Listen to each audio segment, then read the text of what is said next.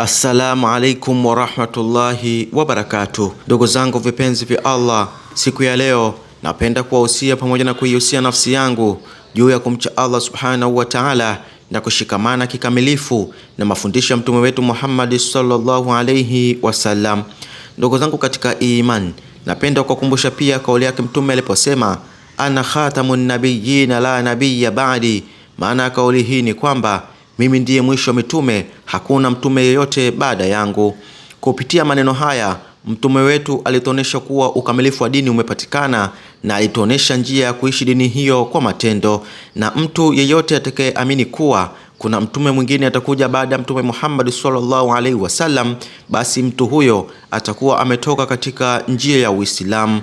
Katika msikiti wake mtume sallallahu alaihi wasallam hakufanya ibada pekee, alifanya dawa ya kuwalingania watu, alifanya taalimu ya kuelimisha umma, akafundisha tabia njema, amefanya dhikri, na kikubwa zaidi alifanya khidma, yani kuhudumia jamii yote kwa upendo na huruma. Leo tarehe 10 ya mwezi wa 8 mwaka 2026, katika kuyaishi kivitendo mafundisho hayo ya mtume wetu, Allah subhanahu wa ta'ala ameijalia taasisi ya umoja wa maimamu na walimu wa madrasa Tanzania UMATA kuwafikia wakazi wa Temeke, Dar es Salaam katika kuhakikisha inatoa sadaka ya chakula.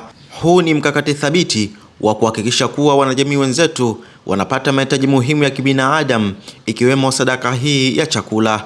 Ndugu zangu katika iman, kile ambacho mnakiona kikifanyika hapa siku ya leo sio tukio la mara moja tu, bali hizi ni jitihada endelevu za usiku na mchana zinazotekelezwa na taasisi ya umoja wa maimamu na walimu wa madrasa Tanzania UMATA. Hii ni huduma inayotolewa kwa moyo wa kujitolea chini ya uongozi mahiri, thabiti na wenye maono wa mwenyekiti wetu Sheikh Arifu Suria, akishirikiana bega kwa bega na jopo zima la watendaji wake.